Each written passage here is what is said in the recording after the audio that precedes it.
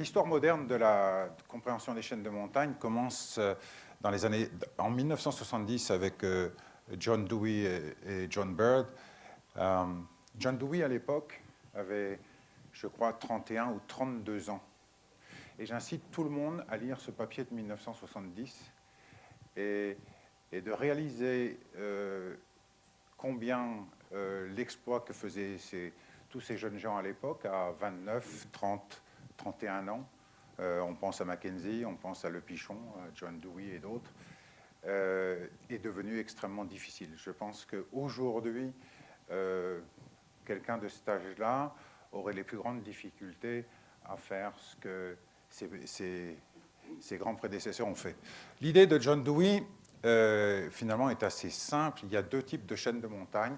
Il y a les chaînes qui résultent d'une subduction et celles qui résultent d'une collision.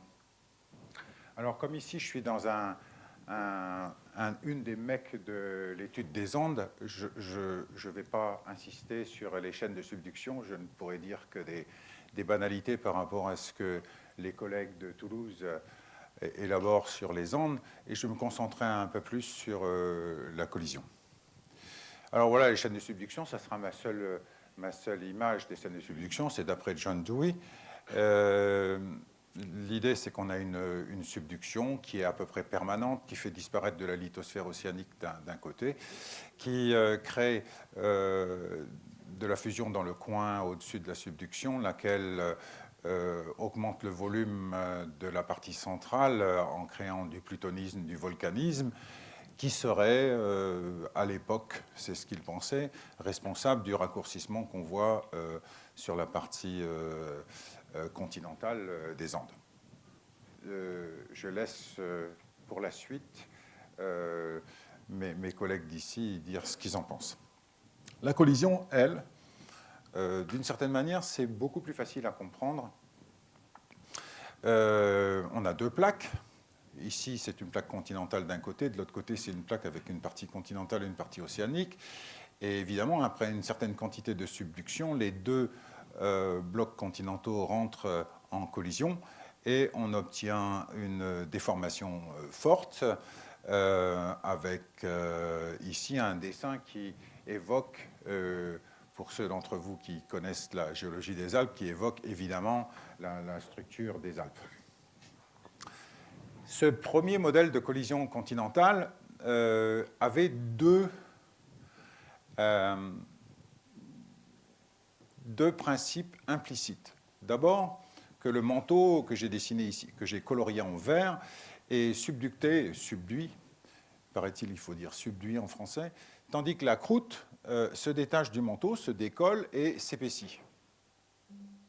Donc la croûte n'est pas subductée.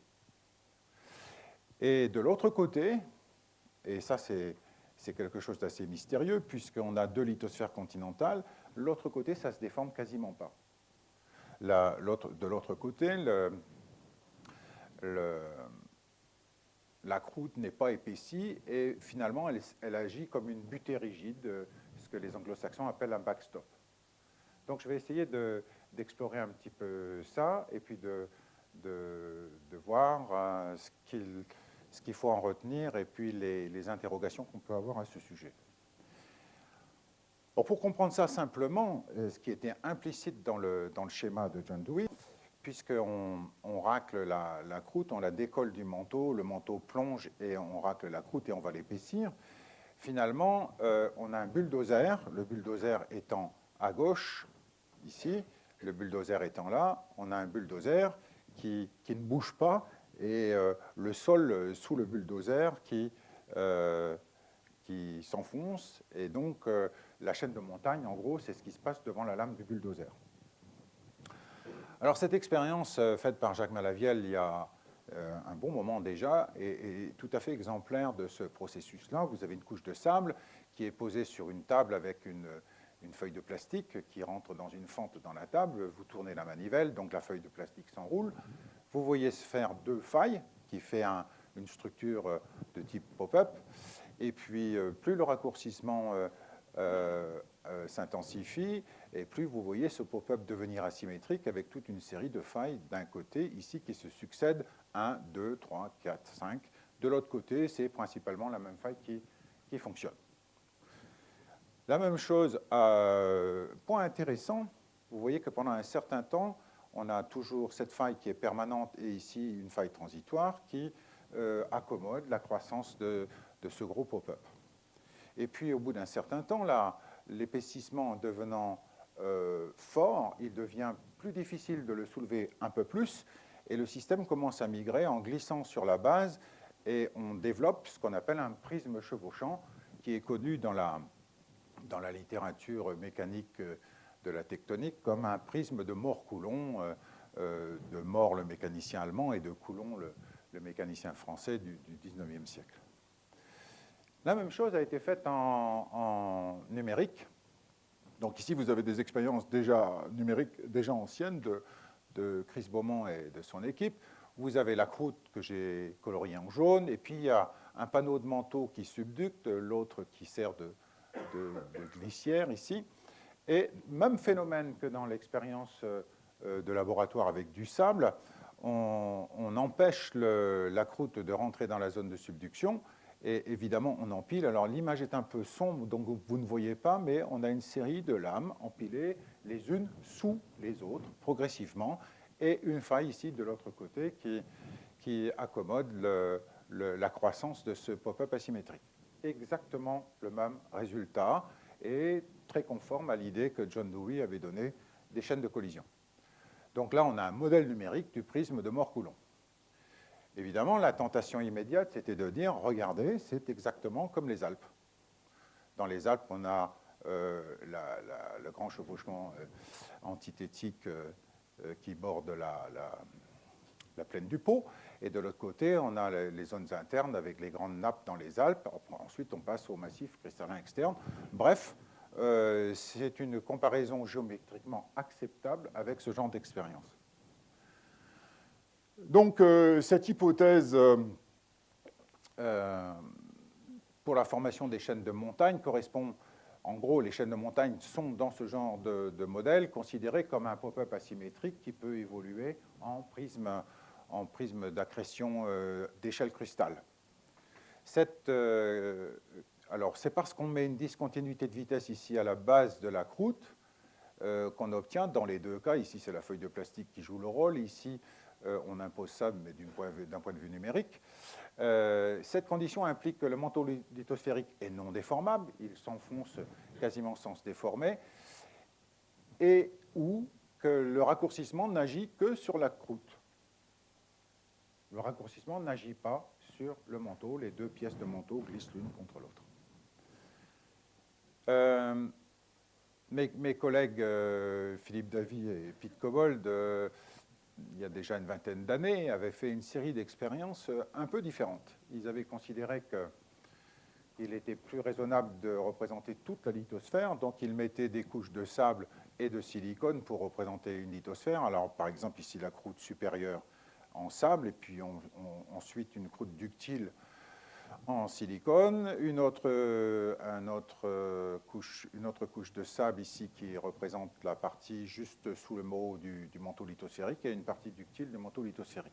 Avec un raccourcissement, on peut regarder en fonction du profil rhéologique, du profil de résistance qu'on a construit, comment le système se comporte lorsqu'on lui applique un raccourcissement. Et en gros, il y a un comportement très dual, où il y a sous le mot une couche à forte résistance très localisante, représentée en vert sombre ici, où il n'y en a pas. S'il n'y en a pas, on crée un épaississement à peu près homogène, et la chaîne de montagne, si on peut appeler ça une chaîne de montagne, s'élargit constamment au cours du raccourcissement. Il n'y a jamais de subduction. On n'arrive pas à subducter le manteau dans un cas comme ça, on épaissit tout de manière relativement homogène. C'est une situation qui, si on les transpose dans les conditions d'une lithosphère réelle, aurait un mot à une température supérieure à 800 degrés, qui est la transition fragile ductile dans les péridotites. Et on peut appeler cette lithosphère une lithosphère molle. Si au contraire, on a une couche très résistante sous le mot, à ce moment-là, ça veut dire qu'on a la transition entre péridotite assez rigide, localisante et péridotite ductile, quelque part en profondeur, sous le moho, à l'intérieur du manteau lithosphérique. Ce que les expériences montrent, c'est qu'immédiatement, on obtient une subduction.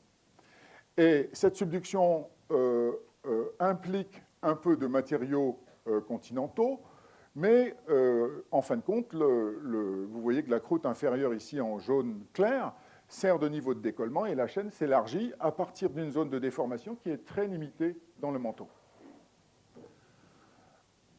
Donc, dans ce cas-ci, on obtient un chevauchement mantélique et donc une subduction continentale, de fait, qui peut se développer tout simplement parce qu'on a un manteau lithosphérique résistant sous le moho. Et dans ce cas-là, comme je vous l'ai déjà signalé, la croûte moyenne inférieure ductile sert de niveau de décollement entre le manteau lithosphérique et la croûte supérieure. Alors ça, c'est une très belle photo que j'ai mise pour vous. C'est une photo de la navette spatiale montrant les Pyrénées. Elle est superbe. On voit tout dessus, normalement, avec le plateau du Lannemezan ici. Ça, c'est les sommets enneigés des Pyrénées. Là, on voit le golfe du Lion. Et ici, dans le coin, normalement, on devrait voir le golfe de Gascogne. Alors, en fonction de ce qu'on vient de dire, qu'est-ce qu'on peut penser des Pyrénées? Eh bien, ça ressemble beaucoup à ce qu'on fait dans une expérience, finalement, les Pyrénées. Si on simplifie à l'extrême, vous connaissez tous très bien les Pyrénées, certainement. C'est une coupe réalisée à partir du profil écorce, du premier profil écorce qui avait été tiré dans l'est des Pyrénées. Au centre, vous avez un gros pop-up avec des séries de failles qui ont accommodé un développement asymétrique. Puis, au bout d'un certain temps, le système a commencé par faire un prisme chevauchant ici à la base et puis qui se duplique à l'interface entre les séries sédimentaires et puis le socle continental ici. La tentative d'équilibrage qui avait été faite à l'époque, dans les années 90, suggérait que le raccourcissement pour faire cette structure était de l'ordre d'une centaine de kilomètres et qu'il agissait sur une zone préalablement amincie lors de la rotation de l'Ibérie qui était collée à la Bretagne. L'Ibérie a tourné et puis poussé vers le nord. Cette zone d'amincissement s'est raccourcie et là on a reconstitué un certain nombre des failles principales de l'édifice final et la manière dont elles se sont propagées dans le système lithosphérique. Ce que l'on voit, c'est que pour faire cette zone-là, il a fallu décoller quelque part dans la base de la croûte. Il a fallu décoller, et donc on a là une confirmation, décoller la croûte supérieure du manteau. On a une confirmation de ce que nous montrent de manière très simplifiée les expériences de laboratoire ou les modèles numériques. Quand on fait des expériences avec un simple niveau de sable et puis un niveau ductile, par exemple de silicone, et qu'on pousse simplement dessus, on s'aperçoit que ces systèmes de chevauchement sont relativement versatiles et qu'ils dépendent en particulier du couplage, c'est-à-dire de la résistance relative qu'il y a entre la partie fragile qui fait des failles et la partie ductile qui est en dessous. Par exemple, ici, dans ce système-là, on voit les premiers chevauchements apparaître ici, ils se propagent jusqu'au front, à peu près régulièrement, un petit saut ici. Ici, on a les premiers chevauchements qui apparaissent au front, ensuite ils viennent vers l'arrière, et on a un système un peu oscillant qui repart légèrement oscillant, mais en gros, la première propagation est vers l'arrière. Le système qui est entre les deux, qu'est-ce qui change entre ces différents systèmes chevauchants? C'est simplement l'angle du prisme initial. 0,75, 3 degrés, 1,5. Ici, on a un système oscillant qui sature petit à petit le système chevauchant. Alors voilà une vue de dessus qui vous montre l'arrière, là où on pousse. Donc au cours de la poussée, là, ça c'était la coupe qui était en haut, vous voyez que tous les chevauchements se propagent vers l'avant de la chaîne. Ici, vous voyez qu'ils naissent en avant, ils sautent en arrière, et puis après on sature un tout petit peu le milieu. Ici, ils naissent au milieu, et par un système oscillant, on sature le système chevauchant. Et ça, c'est contrôlé tout simplement par le rapport de contrainte entre B, c'est brittle, fragile, et D, ductile. Donc, c'est le rapport de contrainte fragile-ductile entre l'unité fragile et l'unité ductile. Et ça, c'est de l'arrière vers l'avant. Dans les trois systèmes, on reporte ici le premier chevauchement qui se crée. Et vous voyez que c'est dans les trois systèmes le premier chevauchement, alors que les angles sont très différents, que les épaisseurs sont très différents. Le seuil de contrainte pour le premier chevauchement est à peu près le même dans les trois expériences que je vous montre là. Si vous faites le premier chevauchement en arrière, il ne peut plus propager qu'en avant. Si vous faites le premier chevauchement en avant, il ne peut plus propager qu'en arrière. Donc, je vous montre ça pour juste toucher un tout petit peu sans insister trop, je n'irai pas plus loin là-dessus, pour vous montrer quelle est la nature du rapport entre les couches fragiles et les couches ductiles dans une lithosphère, en prenant ici que deux niveaux pour le comprendre plus facilement. Alors, jetons un petit coup d'œil sur les Alpes. On a vu les Pyrénées, on est content. Les Pyrénées, ça répond à peu près à un système de Mort-Coulomb. Donc, les Alpes, on a beaucoup de chance. Il y a beaucoup de coupes sismiques profondes qui ont été faites dans les Alpes. Je vais vous montrer ces trois-là. Voilà les trois. Alors, ce qu'elles nous montrent, c'est la croûte européenne qui plonge vers le sud. Et ici, c'est la plaine du Pô en jaune avec les sédiments de la plaine du Pô. Là, vous avez au centre la structure des Alpes et la coupe la plus célèbre, celle que vous avez vue tout à l'heure, mise en parallèle avec le modèle numérique. C'est une pile de nappes métamorphiques qui ont été à des pressions assez élevées, qui sont empilées avec une faille principale qui plonge dans le sens inverse de la subduction. La subduction est comme ceci. Donc cette faille antithétique ici plonge dans le sens inverse, alors que toutes les nappes sont chevauchées dans le sens vers le nord-ouest sur la plaque européenne. Donc la voilà en plus grand, cette fameuse section juste quand on passe dans le domaine suisse, qu'on quitte le domaine français quand on est dans le domaine suisse, c'est la plus célèbre de toutes. Et voilà la comparaison qui a été faite avec un modèle de Mort-Coulomb.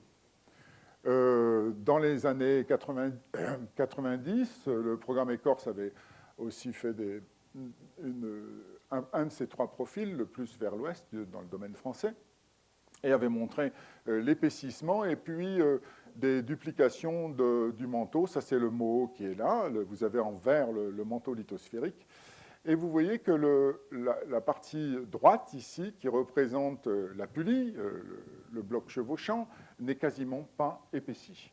Le Moho est à une profondeur d'une trentaine de kilomètres, alors qu'ici, il descend à une profondeur d'une soixantaine de kilomètres. Donc l'épaississement des Alpes est un saut brutal. On passe de la plaine du Pô, où la croûte n'est pas épaissie, à la zone axiale des Alpes, où se retrouvent toutes ces nappes ici que vous voyez sur le pointé des réflexions sismiques. On saute brutalement à une zone très épaissie. Alors, si on veut faire un schéma évolutif des Alpes en prenant un formalisme de type nappe de Mort-Coulomb, voilà ce qu'on obtient. On fait une subduction et puis on empile des nappes les unes sur les autres, on crée un chevauchement conjugué. Voilà la ligne sismique qu'on vient de voir et à la fin, on est content et on dit bon, c'est un prisme de Mort-Coulomb. C'est en général ce qui est enseigné. Parce que c'est plus simple de dire ça, sans doute. Seulement, où est le problème? C'est que si vous prenez les nappes les plus hautes qu'on trouve sur le terrain, on y trouve des pressions de 35 kilobars. Les roches sont descendues à 100 km de profondeur. Alors, si on applique un modèle comme ça, ça veut dire que les failles qui délimitent notre pop-up descendent à 100 km de profondeur. Et là, on commence vraiment à se prendre un peu les cheveux.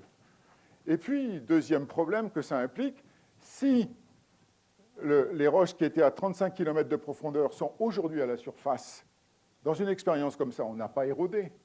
Ça veut dire qu'il a fallu éroder 100 km de matériel. Et là, on se dit, ça ne colle pas du tout. Donc, même s'il y a une ressemblance géométrique apparente, ça viole un tout petit peu les principes de développement des failles.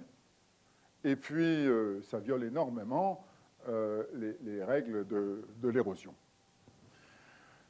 Et ça, on le sait maintenant de manière formelle depuis une dizaine d'années, grâce à des géochronologistes australiens qui ont daté les roches d'une de ces nappes les plus hautes, Dora Mera, et qui ont daté plusieurs étapes dans le trajet qui a ramené ces roches en surface. On sait qu'elles étaient à 110-120 km de profondeur à 35 millions d'années, et qu'elles étaient arrivées très proches de la surface, à moins de 10 km de la surface, à 30 millions d'années. C'est-à-dire qu'en 5 millions d'années, elles ont franchi quasiment une centaine de kilomètres. Et donc ça ne colle pas du tout avec l'idée d'un prisme d'accrétion crustale qui mettrait des nappes progressivement les unes sous les autres, qui soulèverait avec l'érosion qui travaille et qui ramènerait gentiment ces roches profondes vers la surface. Et là, il y avait une belle photo avec les Alpes, les Pyrénées. Juste pour prendre un point de conclusion, c'est que cet exemple des Alpes montre que les processus de formation d'une chaîne ne peut pas être simplement réduit à celui d'un prisme d'accrétion à l'échelle crustale.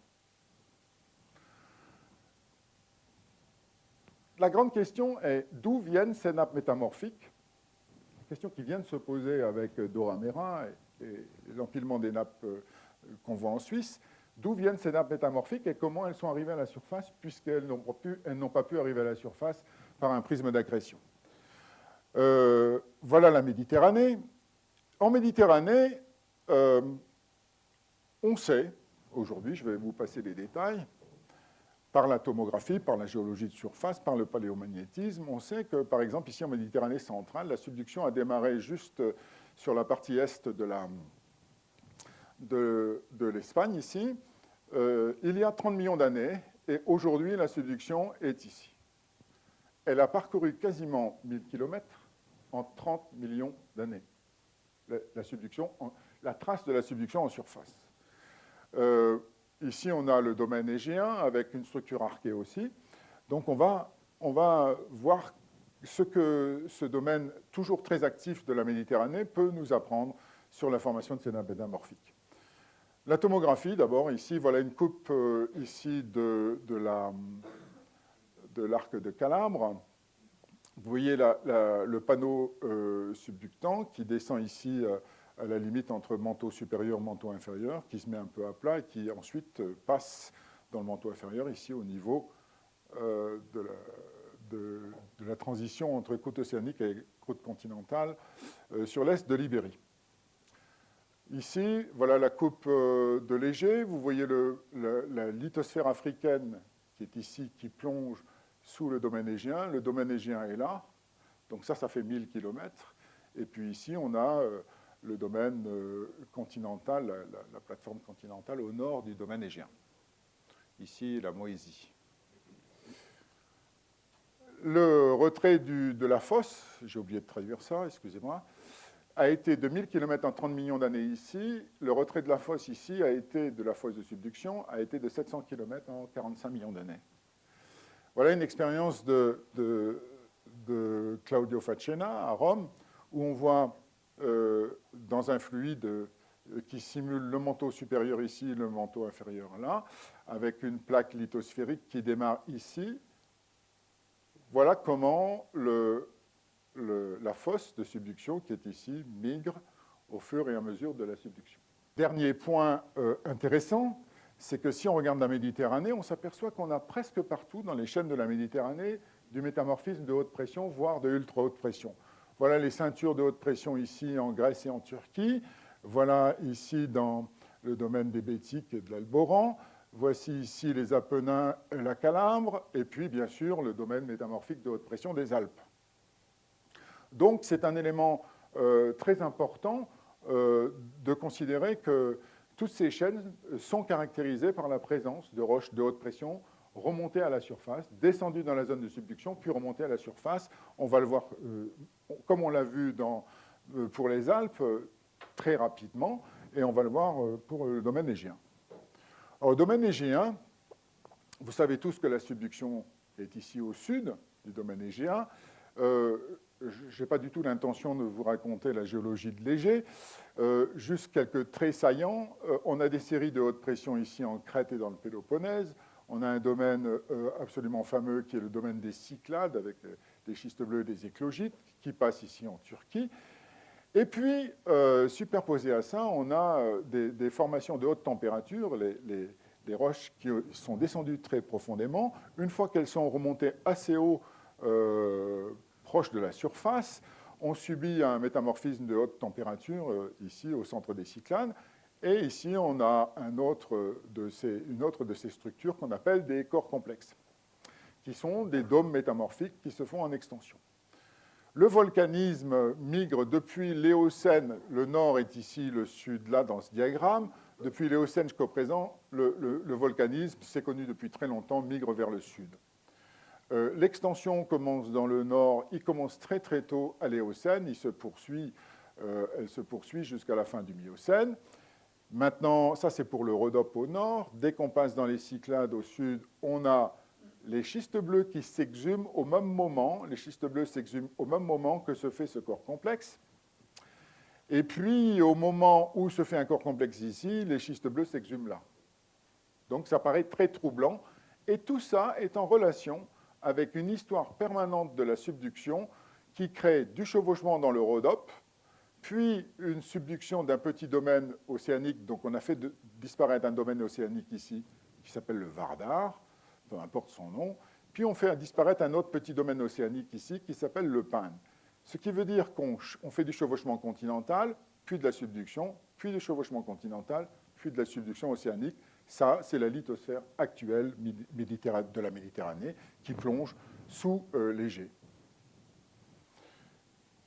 Et on s'aperçoit qu'il y a une coïncidence assez remarquable. Au moment où on subducte un petit morceau d'océan, on crée un corps complexe loin et on ressort des roches de haute pression proches de la fosse. 2 fois dans l'histoire, une fois à l'Éocène, une fois au Miocène. Alors avec Laurent Jolivet, on a essayé il y a quelques années de ça, de reconstituer l'évolution de la subduction depuis 45 millions d'années. Donc elle était très au nord, là où se trouve le Rhodope actuellement. Et puis voilà sa position actuelle au sud de la crête, voilà la position de la fosse. Et on a représenté par des petits traits de couleur, en vert le chevauchement. On s'aperçoit qu'on a du chevauchement au front tout le temps. Donc à l'endroit où plonge la plaque Afrique, on a tout le temps du chevauchement.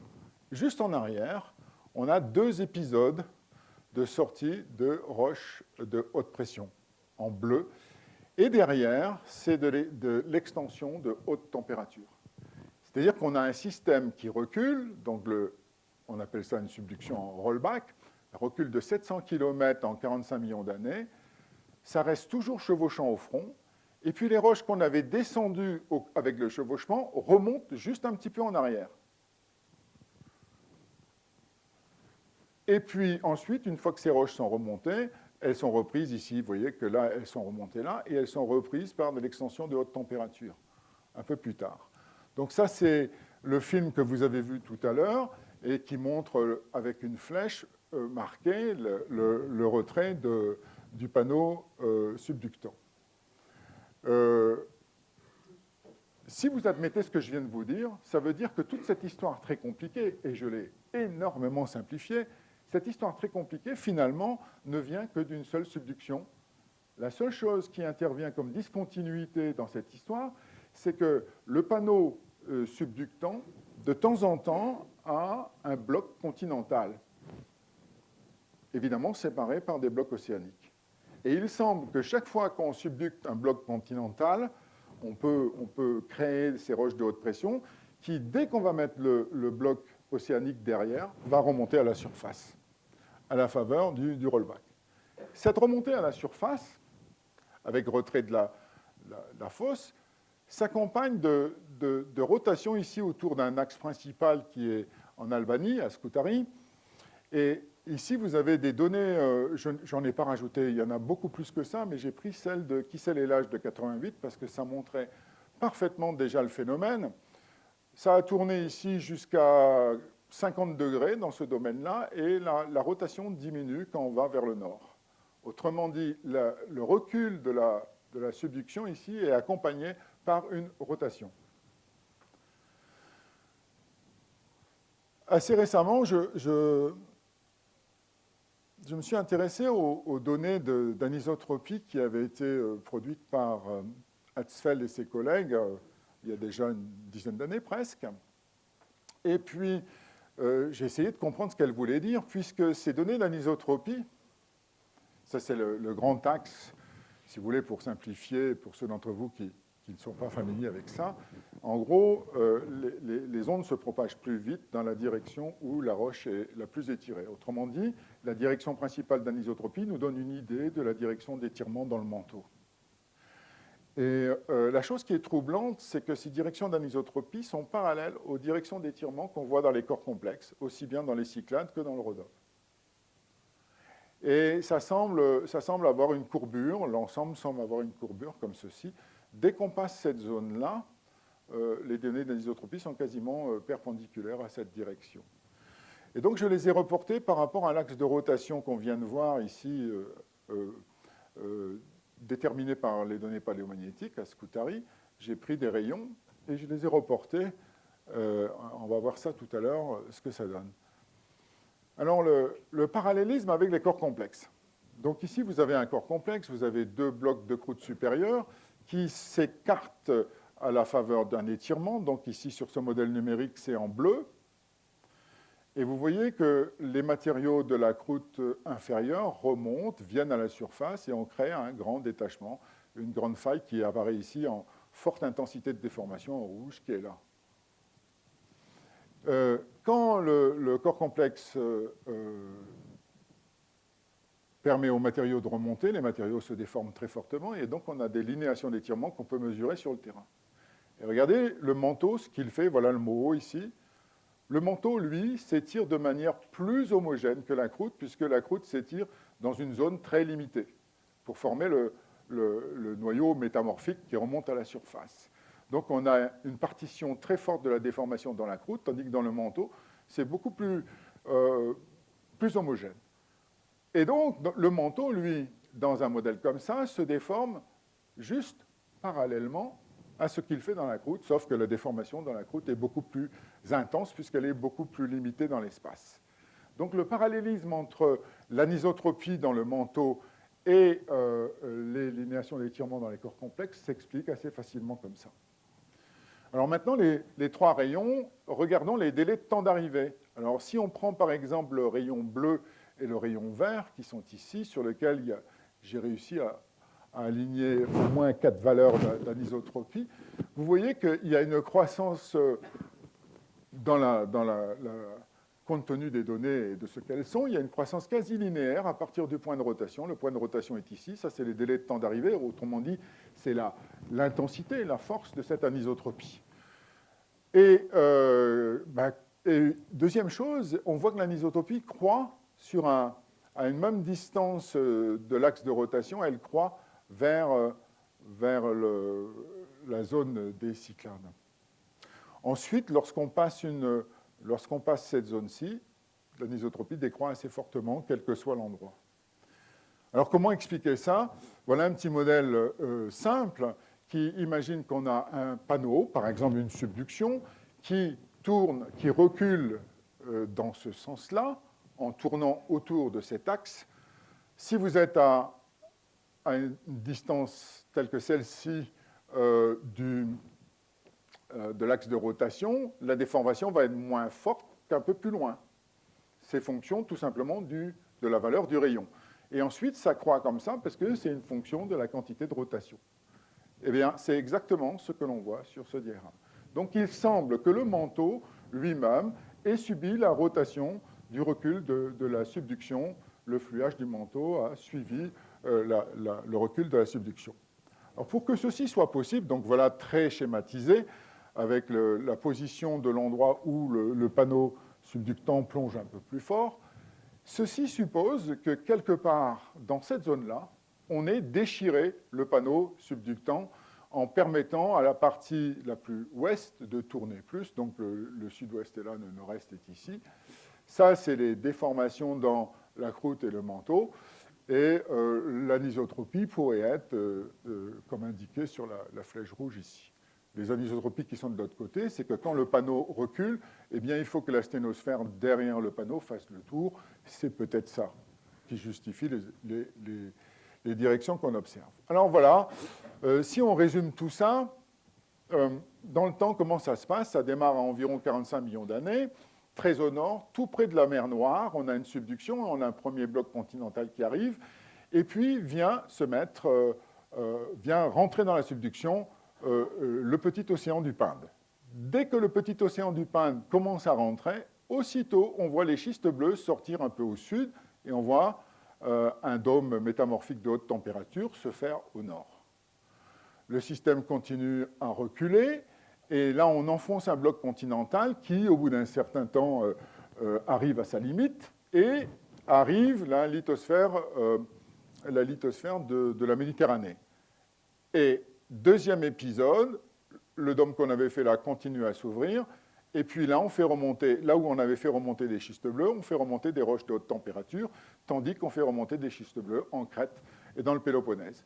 Ce n'est qu'à 5 millions d'années que la très célèbre faille nord-anatolienne arrive dans le jeu et vient interférer avec les histoires antérieures. Autrement dit, on a 40 millions d'années d'histoire de Léger antérieure à l'arrivée de la faille nord-anatolienne, que vous connaissez tous, parce que c'est très difficile d'échapper à la beauté entre parenthèses, des vecteurs GPS recueillis par de nombreuses équipes depuis plus de 15 ans maintenant.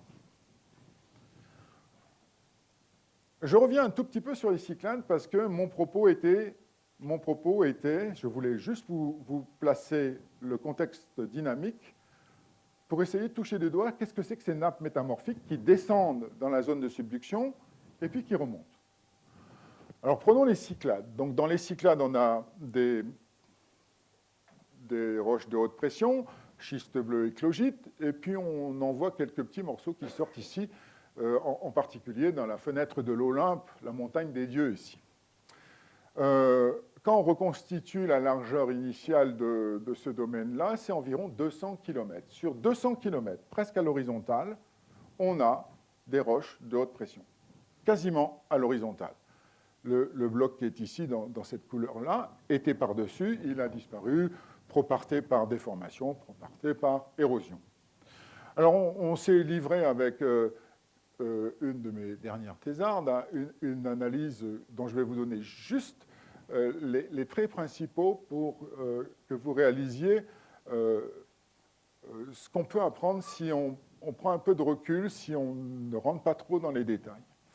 Bon, d'abord, les unités lithologiques. Alors, voilà ce qu'on voit. On a un socle bien daté dans beaucoup d'îles grecques. Tout ça, c'est le nom des îles grecques. Je vous recommande pour les vacances, c'est très bien. Ce socle est daté Carbonifère permien.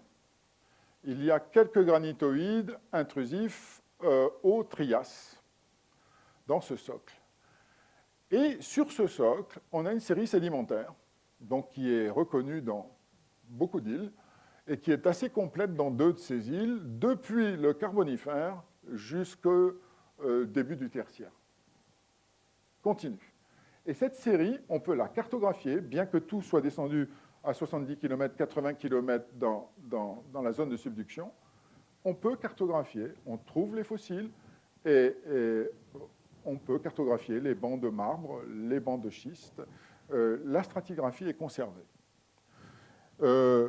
Deuxième type de roche qu'on trouve, des mélanges ophiolitiques avec évidemment le cortège typique des ophiolites, plus des sédiments associés. Ces ophiolites donnent des âges entre le Trias et le Crétacé et correspondraient au petit océan du Pinde dont je vous ai parlé tout à l'heure. Les données d'études de pression, température des roches de haute pression montrent qu'on a une transition entre la haute pression et le faciès schiste vert, le faciès schiste bleu et le faciès schiste vert, très précisément définie, de l'ordre de 35 à 32 millions d'années, sur toutes les cyclades. Donc, ce n'est pas quelque chose qui varie dans l'espace, c'est quelque chose qui est régional. Alors cette transition, les roches descendent, alors elles montent en pression et elles commencent à remonter. Cette transition montre qu'on était en train d'exhumer le domaine des Cyclades à cet âge-là. Quand on prend en compte d'autres éléments, on arrive à l'idée que l'exhumation a dû commencer aux alentours de 43-45 millions d'années. Ici, à peu près ici. C'est les derniers gros pics d'âge que l'on ait de haute pression. Deuxième fait tout à fait étonnant, c'est qu'il y a des quantités de données d'âge, de traces de fission sur zircon ou sur apatite. Elles sont toutes dans la limite des barres d'erreur, elles sont toutes entre 8 et 12 millions d'années. Donc il y a eu un événement très distinct à cette époque-là, qui a été probablement la fin de l'exhumation, mais lié à des phénomènes tectoniques régionaux pendant le Miocène, disons Miocène moyen, base du Miocène supérieur. Et c'est à ce moment-là que se mettent en place aussi beaucoup de granit. Les études de trajet pression-température montrent que les roches, ici j'en ai pris quelques-unes dans 4 îles, montrent que les roches remontent de profondeur correspondant ici à des températures, à des pressions de l'ordre de 18 à 20 kilobars, remontent assez rapidement, puis stagnent un petit peu et subissent à environ une pression de 10 kilobars, c'est-à-dire base de croûte à peu près, et subissent une augmentation de température. 150 degrés ici, et ici, dans le centre des Cyclades où on a de la fusion partielle, 300 degrés, à peu près dans les mêmes temps et les mêmes profondeurs. Alors que les roches plus loin montrent très très peu d'augmentation de température. Donc on a un effet d'augmentation de température ici pendant le trajet de remontée de ces roches. Alors on s'est livré à un petit jeu puisque ce ne sont que des îles, elles sont cassées par la déformation égéenne. Donc on a essayé de défaire la déformation égéenne en prenant en compte les failles qu'on pouvait retirer de la sismique, de la bathymétrie, les données paléomagnétiques. Je vais vous montrer le petit jeu que ça donne. Donc on a identifié des blocs, et puis on a d'abord défait la déformation intra-bloc. Ensuite, on a le grand décrochement central, on lui enlevait une quantité de décrochement suffisante pour aligner les détachements entre les deux blocs. Puis, on a défait les rotations paléomagnétiques. Et puis, on a mesuré la longueur de ce détachement et on l'a mis droit entre la partie est et la partie ouest. Ce qui nous a permis de recartographier comment étaient les Cyclades avant que l'extension égéenne la casse en petits morceaux. Et là, on découvre quelque chose d'extrêmement intéressant.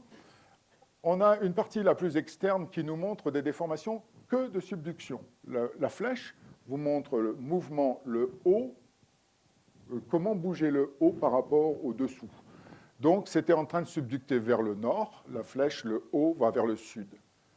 On a ces mêmes flèches ici, mais leur est superposée une flèche plus tardive qui correspond à la sortie du bloc, qui repart, le bloc remonte à la surface et se fait cisailler. Et à la fin, on a la zone avec les granites et la fusion partielle qui vient prendre place sur ce domaine qui, lui, est entièrement affecté par le faciès schiste bleu, relativement peu perturbé par cet événement de haute température tardif. On a donc un seul grand domaine de faille qui permet d'exhumer le panneau qui avait subducté. Ce panneau fait, quand on intègre le Péloponnèse et la Crète, ce panneau fait 200 km de large. Donc on a descendu ce panneau dans la zone de subduction et il est remonté. Donc comment cela est-il possible? Alors avec mon copain Claudio Facchena, on est arrivé à l'idée que le processus se passait de la manière suivante. On subducte une lithosphère océanique, et puis arrive un bloc continental. Le bloc continental rentre dans la zone de subduction, et évidemment, à cause des forces de flottabilité, puisque la croûte est plus légère que le manteau, il se fait découpler du panneau plongeant. à un moment donné, il est forcément, puisqu'arrive une autre lithosphère océanique derrière, il est complètement découplé. Alors, premier phénomène intéressant, c'est que quand on descend de la lithosphère continentale, on descend une lithosphère dont la densité moyenne est plus faible que la densité du manteau. Et merci à Joseph Martineau, qui est quelque part dans la salle, il a fait une expérience très intéressante avec Claudio Facena, où il faisait des expériences en mettant ici une petite hétérogénéité dans une lithosphère avec une densité plus faible. Alors ce qu'on voit, c'est que la subduction démarre avec un angle à peu près stable, puis dès que cette petite partie moins dense rentre dans la zone de subduction, le panneau se verticalise. Tant que ce petit morceau n'a pas touché le fond de la boîte, ça reste à peu près vertical. Et puis dès qu'il a touché le fond de la boîte, il n'agit plus, et à ce moment-là, la subduction recule, elle se met à reculer d'un seul coup. Vous voyez que là, elle est stable, elle se met à reculer d'un seul coup, et elle reprend une position à peu près identique à la position de départ. Donc on a une perturbation du régime de subduction qui est liée tout simplement à la variation de flottabilité. Donc ici, si le même phénomène se passe, on a redressé le panneau de lithosphère plongeant, et comme on décolle complètement le bouchon, qui, comme la ligne du pêcheur, maintient la ligne verticale, comme on découple le bouchon ici, puisqu'il est complètement détaché par les chevauchements, le panneau va reculer. Alors, le panneau recule, et comme le panneau recule, la fosse ici se met à reculer, eh bien, ça ouvre un espace à la surface, et comme la croûte, elle, est moins dense que le manteau, elle est immédiatement repoussée à la surface. Donc, on pense qu'il n'y a pas besoin de chercher de mécanismes très compliqués, c'est tout simplement parce qu'on a subducté un bloc continental et que derrière arrive une lithosphère océanique.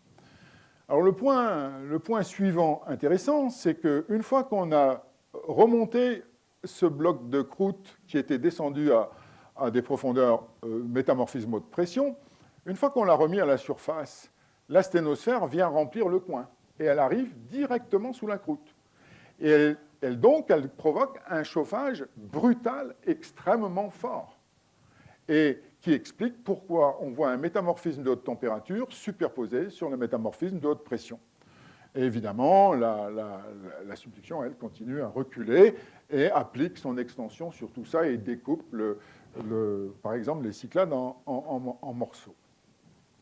Alors, ce processus ne requiert absolument aucune condition particulière, ni rhéologique, ni en termes d'érosion. Il permet d'expliquer que les unités de haute pression ou d'ultra haute pression puissent occuper des centaines de kilomètres en surface, tout en ayant conservé leur stratigraphie initiale. Elle est plissée, bien sûr, c'est plissé, c'est déformé, mais on peut suivre les couches, on peut les cartographier. Et puis, la délamination croûte-manteau qui se passe ici, entre là et là, explique qu'on ait un chauffage extrêmement rapide de la plaque supérieure avec superposition d'un métamorphisme de haute pression. Alors, une de mes anciennes étudiantes, qui est férue de modélisation numérique, s'est mise à réfléchir sur ce processus. Alors, vous voyez ici deux blocs. Vous verrez les conditions initiales. Il y a un bloc qui est bleu et un autre qui est vert. Donc, le bloc bleu va subducter. On va voir au début. Voilà, il subducte, il se décolle, il remonte à la surface, l'autre subducte. Évidemment, l'expérience s'arrête avant qu'il soit complètement monté à la surface. Vous voyez que le panneau recule en permanence et que l'endroit où on avait sectionné, enlevé la croûte, devient très faible et même conduit à du détachement de slabs. Donc, conclusion de cette petite histoire, l'exemple de Léger montre qu'une chaîne peut se construire et se détruire en quelques dizaines de millions d'années pendant une convergence, c'est pour que vous compreniez bien, je le dis deux fois, avec exhumation en extension de nappes métamorphiques profondes. En fait, les nappes métamorphiques profondes ne peuvent arriver à la surface qu'en extension. C'est quasiment, il y a peut-être des cas exceptionnels où ce n'est pas en extension, mais presque toujours, les nappes métamorphiques des zones internes des chaînes de montagne correspondent à de l'extension, et tout ça se fait sans effet majeur de l'érosion. Il y a bien sûr un peu d'érosion. Alors juste, je ne vais pas vous parler des Calédonides scandinaves, juste vous montrer cette image publiée très récemment par Brad Hacker. Ici, il y a des pétrologues du métamorphisme dans la salle, ils savent certainement qui est Brad Hacker. Voilà la coupe. Ici, vous avez une suture, et il y a un panneau de précambrien ici qui descend jusqu'à des profondeurs de ultra haute pression. Ce sont les fameuses éclogites à cohésite et diamant de l'ouest de la Norvège, qui sont célébrissimes. Alors, vous voyez, ce panneau est descendu dans la zone de subduction, et aujourd'hui, il est en surface. Et il est en continuité. Si vous démarrez à Oslo et que vous faites la route jusqu'à Bergen, vous verrez en continuité les séries. La croûte n'a quasiment pas augmenté d'épaisseur. Autrement dit, on a descendu la croûte à des profondeurs de plus de 100 km, et puis le panneau du dessus, cette fois-ci, c'est le panneau du dessus qui a reculé, ce n'est pas du rollback de la subduction, et le bloc de croûte qui avait été descendu reprend sa position en surface.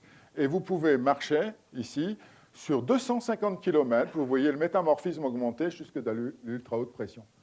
Ces nappes ici, très célèbres, les nappes du Jotun, pour ceux d'entre vous qui connaissent un peu les Calédonides scandinaves, les nappes du Jotun et puis les nappes de socle qui sont associées, eh bien, sont remontées à la surface en extension. Rien à voir avec des processus de raccourcissement. Alors, il nous reste un morceau.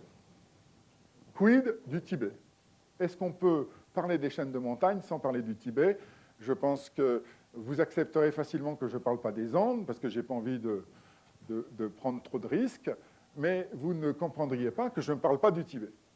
Alors, John Dewey, toujours lui, 86, a fait ces deux petits dessins que j'ai gardés tels qu'il les avait dessinés. J'ai juste colorié.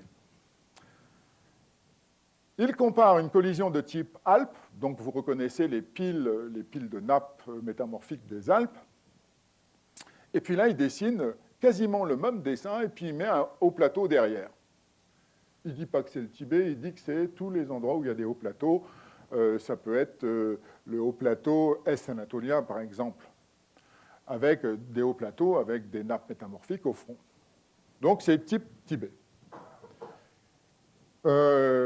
Il y a eu des efforts considérables, notamment du programme INDEPT, pour faire de l'imagerie sismique de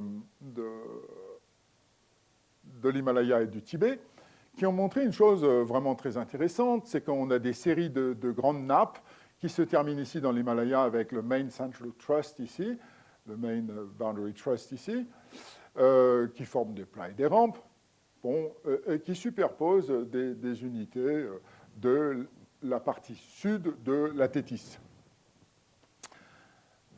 Si vous comparez ça avec les Alpes, vous voyez que le système chevauchant des Alpes, même sans prendre trop le Jura en compte, finalement, c'est le même ordre de grandeur de ce qu'on a entre la suture ici, entre le plateau du Tibet qui est là, et puis les nappes de l'Himalaya. L'ordre de grandeur est à peu près le même. Donc, en fait, le schéma de John Dewey n'est pas du tout trop simpliste. On pourrait croire qu'il est simpliste. Pas du tout. Les nappes sont à peu près de la même distance, disons 1,5 fois l'amplitude ici au Tibet de ce qu'elles sont dans les Alpes. Alors l'autre différence très forte, la différence très forte, c'est que dans le cas des Alpes, la plaque chevauchante n'est pas épaissie. La croûte a gardé son épaisseur. Tandis qu'au Tibet, la croûte a une épaisseur double, voire plus que double. Double, ça ferait 70 km. Localement, c'est 80 km. Et ça, sur 1000 km de distance entre la suture du Tsangpo et le Kunlun. Donc la question, c'est comment on a fait ça. La deuxième chose que tout le monde connaît, ici remarquablement bien représentée par Anne Repluma assez récemment, voilà la limite du continent indien au moment du continent asiatique, au moment où l'Inde est rentrée en contact. Et donc, le continent indien a poinçonné le continent asiatique de plus de 1000 km. comment cela est-il possible? Puisque dans un processus de subduction, tout le monde dit ça fait des nappes qui vont au-dessus de la plaque qui plonge. Comment se fait-il qu'ici, ce soit la plaque supérieure qui ait encaissé une déformation énorme, un doublement de croûte sur 1000 km? J'ai enseigné ça pendant longtemps en disant « oui, ça fait 1000 km. Ouais, ouais. » Et les étudiants, ils notaient. Personne ne demandait rien. Et comme je vous disais en introduction, j'arrive à savoir maintenant qu'il ne me reste plus trop d'années à enseigner. Et j'ai de plus en plus de doutes de la certitude de ce que j'ai enseigné. Je me suis dit, mais comment j'ai pu enseigner ça sans poser de questions? Et comment se fait-il que la plupart de mes collègues enseignent ça sans se poser de questions? Et pourtant, c'est une question absolument énorme. Comment cela est-il possible?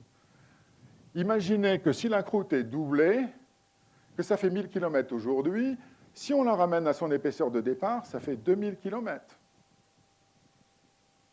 Donc on a raccourci, là, c'est comme si entre Brest et Strasbourg, on avait ramené Brest à Strasbourg, pour vous donner une idée. Donc toujours in-depth a montré qu'on avait donc un doublement de l'épaisseur du plateau du Tibet. La suture du Tsangpo est ici, ça c'est l'Himalaya. Donc l'Himalaya, c'est tout petit comparé au Tibet. Eh bien, entre la suture du Tsangpo et le Kunlun, il n'y a aucun grand chevauchement associé à ce raccourcissement. Il y a des chevauchements, des gentils chevauchements, du style zone externe de chaîne de montagne. Il n'y a pas de grand chevauchement style MCT ici. Comment peut-on raccourcir la croûte, doubler son épaisseur, sans que jamais il n'y ait aucun grand chevauchement? Donc vous voyez que je commence à avoir des états d'âme. Le plateau. Alors, en rouge, c'est les altitudes de 5000 mètres. Ici, vous pouvez mettre, vous avez dû entendre ça 40 fois, mais vous pouvez mettre 3 fois la France dans ce plateau en rouge. 3 fois la surface de la France. C'est énorme. Donc, non seulement sur une coupe, ça paraît spectaculaire, mais en surface, c'est spectaculaire. Et puis, si vous prenez la topographie et le Moho, eh bien, vous avez une corrélation absolument parfaite entre la topographie et le Moho.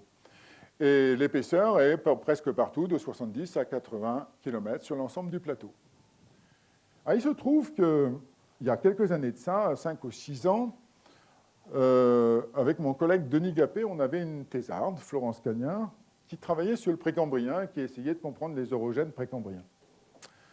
Et Denis voulait absolument que je lui fasse faire des expériences. Donc, les conditions qu'il voulait, c'est que ce soit une lithosphère très chaude. Donc, qui dit lithosphère très chaude dit pas de manteau résistant, pas de manteau lithosphérique résistant, rien que du manteau lithosphérique mou.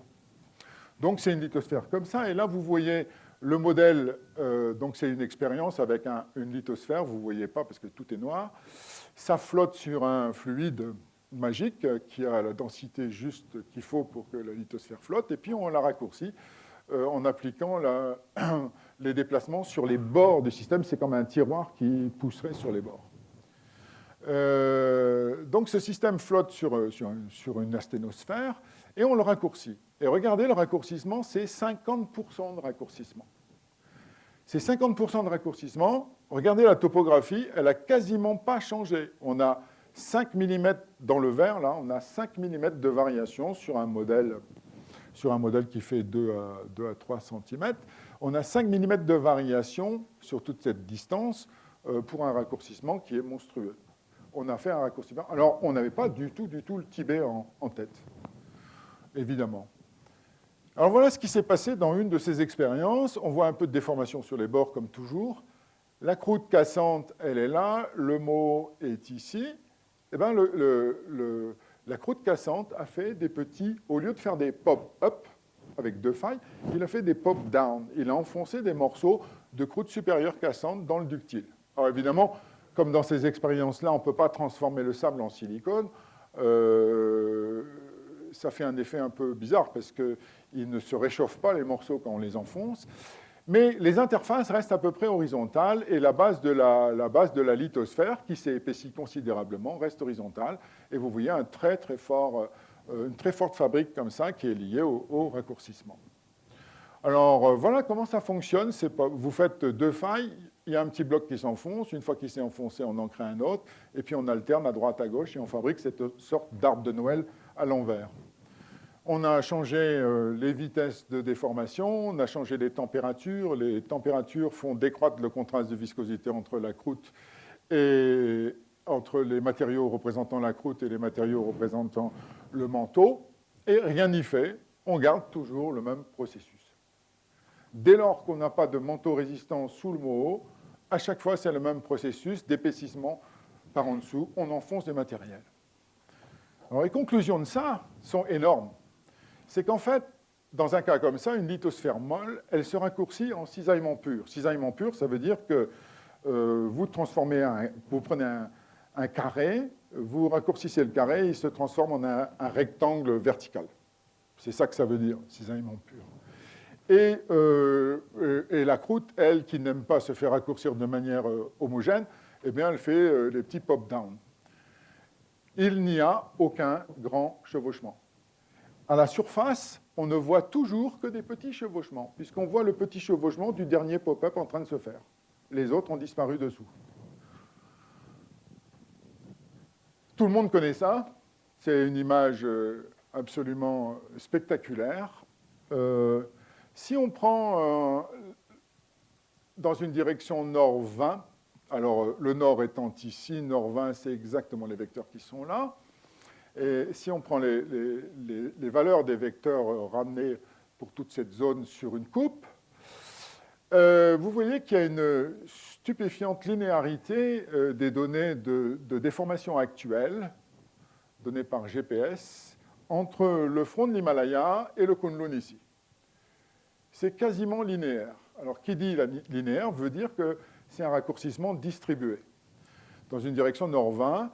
Et si vous prenez entre la suture du Tsongpo et le Kunlun, vous avez à peu près 2 cm de raccourcissement par an. Donc c'est énorme, c'est absolument énorme. Bon, il faut rappeler quand même que le raccourcissement ici, le déplacement ici au front de l'Himalaya, c'est 5 cm par an. Mais ça veut dire que le plateau du Tibet se raccourcit dans cette direction-là encore très fortement aujourd'hui. Si maintenant on prend dans la direction perpendiculaire, et qu'on projette les mesures sur plusieurs secteurs dont les couleurs sont jaune, verte, rouge, bleu, jaune, verte, rouge, bleu. Qu'est-ce qu'on voit? On voit un écoulement comme dans un chenal entre le Kunlun d'un côté et l'Himalaya de l'autre. On voit que la partie centrale se déplace plus vite que les bordures. Donc on a un déplacement chenalisé. On a refait les mêmes expériences, on l'avait faites pour le précambrien, en le faisant en 3D, en laissant une frontière ouverte ici. Et voilà la photo de surface. Donc là, on a fait des pop-down qui ont disparu. Vous voyez, par exemple, qu'il y a des traits rouges qui ont quasiment disparu, tout simplement parce que le bloc a disparu en profondeur. Et vous voyez les marqueurs qui étaient droits, vous les voyez qui s'incurvent de plus en plus. Et donc là, on a un raccourcissement fort comme ceci, qui double l'épaisseur dans cette direction-là, et en même temps qui est accommodé par de l'écoulement vers l'est. Et voilà un travail de collègues américains, Kapp et Ginn, qui ont synthétisé toutes les données sur les failles normales qu'il y a au Tibet, puis toutes les données de décrochement, et qui montrent que le sens de décrochement ici vers le Kunlun, et vous voyez, en général, est sénestre, alors qu'il est dex dans toute la partie sud, et que ça s'inverse à peu près dans cette zone-là. Et qu'on a une extension distribuée à peu près partout, ce qui était connu par les travaux de Armijo, Taponnier, etc., depuis longtemps avant. Mais cette image a le mérite de mettre tout ça dans une forme très claire. Et très récemment, toujours ce même groupe a montré que cette organisation-là ne pouvait être accommodée que par, ici, accommoder très bien le Karakorum, mais qu'il ne fallait pas que la faille du Karakorum parte trop loin, que c'était tout simplement un raccourcissement de ce domaine très gris foncé, accommodé par de l'épaississement et par de l'extrusion latérale. Alors revenons à notre schéma très simple. Donc notre carré vert a doublé de hauteur et il a diminué par 2 dans la direction horizontale de manière quasiment homogène. Alors c'est intéressant de mettre ça en parallèle avec, par exemple, ces 3 profils de tomographie faits par Replumas et collègues. Vous voyez la subduction ici sous l'Himalaya, et vous voyez que la subduction, elle se replie en arrière. C'est exactement l'inverse d'un rollback. Dans un rollback, la subduction recule. Ici, la subduction avance par rapport à son ancrage dans le manteau inférieur. Et évidemment, ça va très très bien avec l'idée qu'on raccourcit la partie qui est ici au-dessus de la subduction. Mais comment peut-on le faire? Parce que si on avait un manteau résistant, on ne pourrait pas le faire. Donc il faut une lithosphère très molle. Tous les éléments qu'on vient de passer en revue indiquent que la plaque supérieure était molle au moment où l'Inde est arrivée. Qu'est-ce qui faisait que cette plaque était molle sur 2000 km? Tout le monde admet assez facilement que si on a une subduction avec un peu de circulation, on chauffe la partie qui est juste connexe à la subduction, on peut faire un bassin arrière-arc, mais 2000 km, ça commence vraiment à faire beaucoup. Alors, je me suis posé cette question, et ici, vous voyez qu'on a l'Himalaya qui est ici, ça c'est la suture entre l'Inde et le Tibet, et puis ici, on a d'autres sutures. Il y a plusieurs blocs qui sont arrivés et qui ont accosté l'Asie. Alors, vous connaissez sans doute ce petit film, mais ça vaut le coup de le regarder du point de vue des petits blocs qui vont constituer le plateau du Tibet. En voilà ici, en voilà là. Vous allez voir qu'ils vont venir accoster là. On est là au Permien. Donc, ils sont en train de traverser la Paléothétis. Ici, on arrive au Trias. Alors, au Trias, vous voyez qu'il y en a un autre ici, l'Inde est là. Il y en a un autre qui va se détacher, qui va traverser la Thétis et qui va venir accoster. Donc, voilà nos petits blocs. Ça, c'est tout l'assemblage de petits blocs dont je viens de vous montrer les sutures sur la carte avant. Le bloc va arriver ici. L'Inde n'est toujours pas détachée. On est au milieu du Jurassique. Jurassique terminal, et il arrive. Il arrive là. Et puis, l'Inde va se détacher.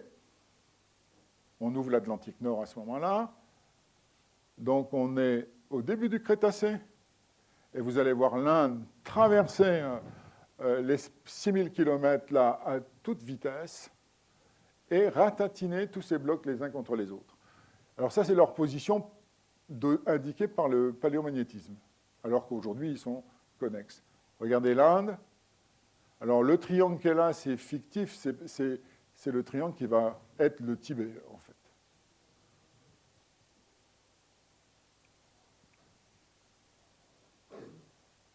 Bon. Donc, jetons un petit coup d'œil sur un de ces blocs.